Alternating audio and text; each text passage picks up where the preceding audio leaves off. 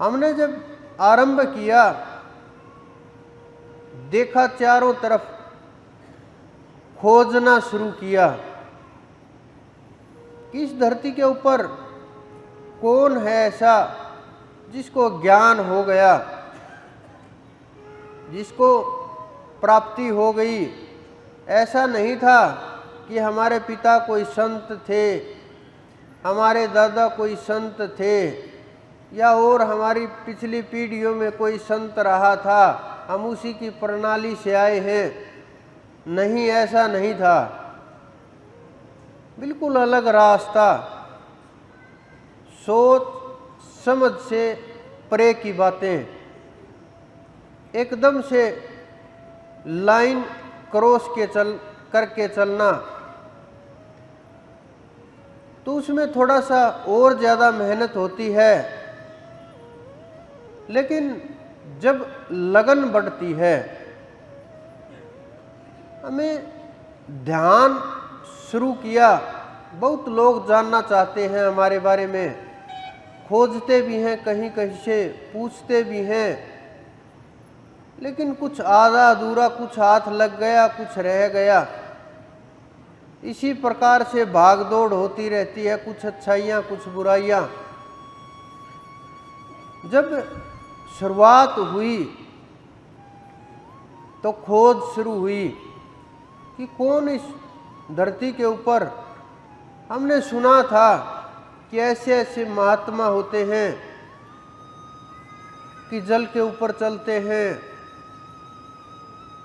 इधर से उधर चले जाते हैं, उड़ते हैं, ध्यान में कहीं भी विचरण करते हैं।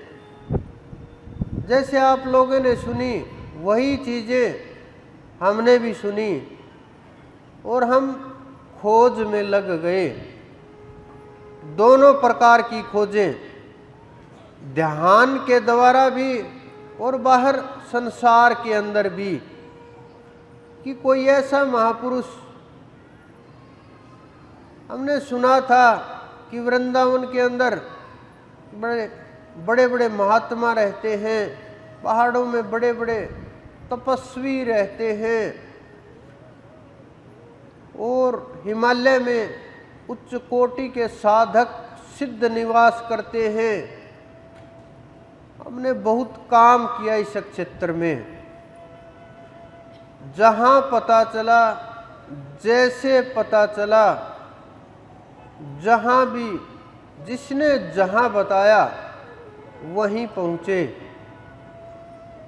खोज खोज करके। किसी ने ये बताया कि ये तो सब कुछ भूत भविष्य वर्तमान जानते हैं, सबके पास पहुँचे।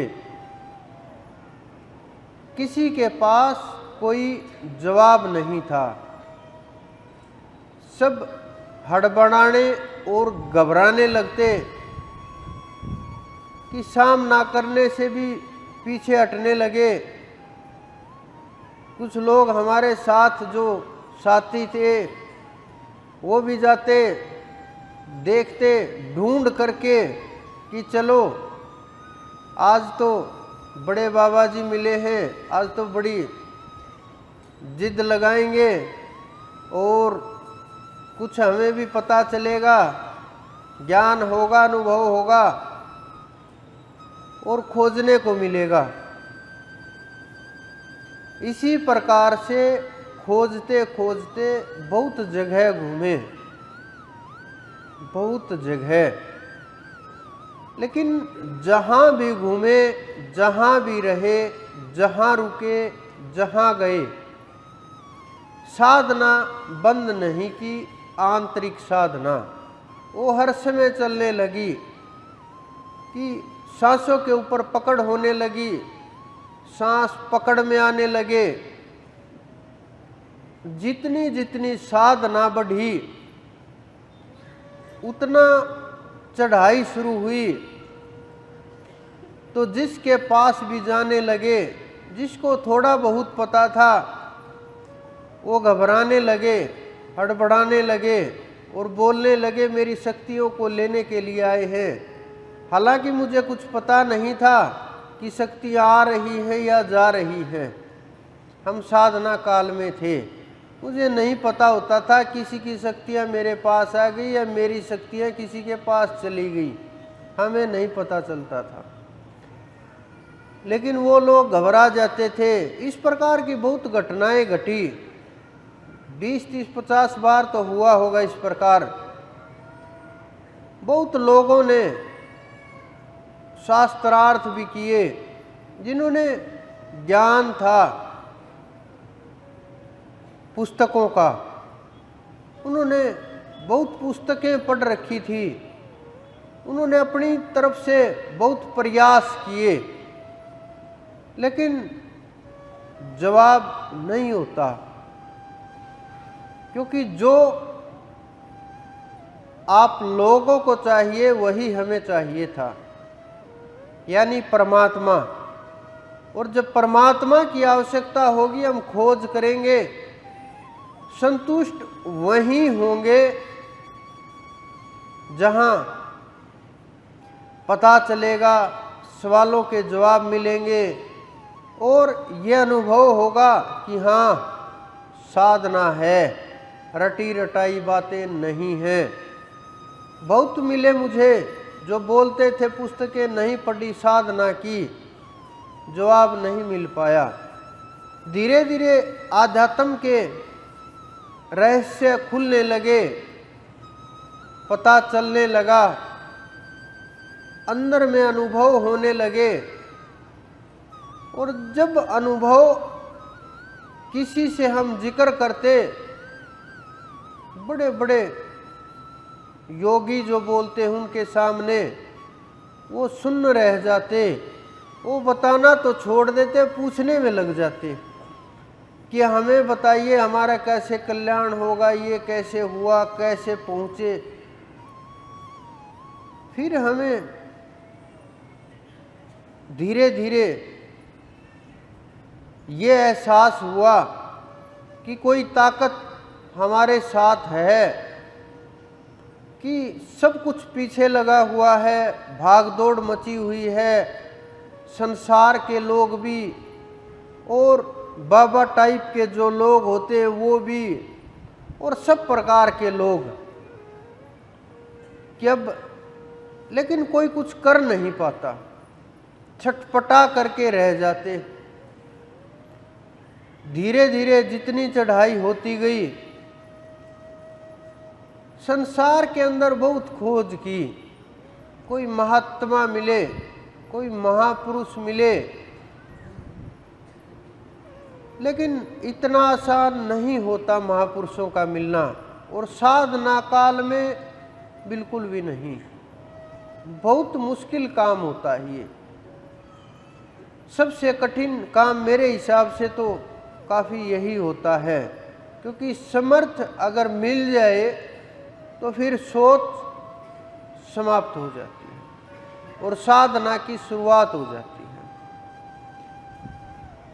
तो नहीं मिला, ध्यान अच्छी तरह लगने लगा, अच्छी स्थिति में चले गए, कई बार समाधि भी लगने लगी, पता चलने लगा कल क्या घटनाएं होंगी, कैसे होगा, कौन मिलेगा, ये भी पता चलने लगा कल किससे मिलेंगे, क्या सवाल करेगा सामने वाला। इस प्रकार की चीजें होने लगी। हमारी समझ में बस इतना आ रहा था कि कुछ चल रहा है और कोई तो ताकत है जो सब कुछ काबू में कर रही है। ब्रह्मांड चल रहा है, शरीर चल रहा है, प्रकृति चल रही है, कोई ताकत है। फिर धीरे धीरे देवों का एहसास होने लगा, देवता आने लगे। स्थिति का वर्णन मैं नहीं करूंगा, क्योंकि उस स्थिति को केवल सिद्ध ही समझ सकते हैं, संत ही समझ सकते हैं। वर्णन किया तो ना आप यकीन पर कर पाओगे और भटकाव हो जाएगा।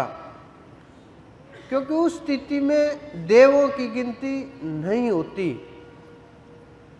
दूर खड़े रहते हैं हाथ जोड़े, और भी बहुत स्थितियां। इसीलिए मैं बहुत बार बोलता हूं, साधना पे ध्यान दो, राम को याद करो, उस परमपिता को याद करो। जिनको हम याद कर रहे हैं ये तो अपने आप आ जाएंगे, आवश्यकता नहीं पड़ेगी बुलाने की, अपने आप आएंगे। फिर आपकी मर्जी, बुलाओ या भगाओ, आगे बढ़ जाओ या पीछे हट जाओ, यहीं रुक जाओ, वो आपकी इच्छा रहेगी। तो फिर साधना में सब आने लगे, कोई देने के लिए कुछ आने लगा, कोई लेने के लिए कुछ आने लगा। हमारी समझ में कुछ ज़्यादा सी बातें नहीं आ रही थी कि ये हमारे से ध्यान पे बैठते, कोई कुछ कुछ मांगने लगते, कोई कुछ कुछ देने लगते, आंखें खुलती, ना कुछ जाया मिलता ना कुछ आया मिलता। इस प्रकार की स्थितियां चली। फिर धीरे धीरे घटनाएं होने लगी, शरीर के साथ भी घटनाएं होने लगी और अंदर भी घटनाएं होने लगी, वो भी अनुभव होने लगे। लेकिन साधना का समय कम नहीं हुआ और बढ़ने लगा। साधना, मैं आपको बार बार बोलता हूं कि साधना करो,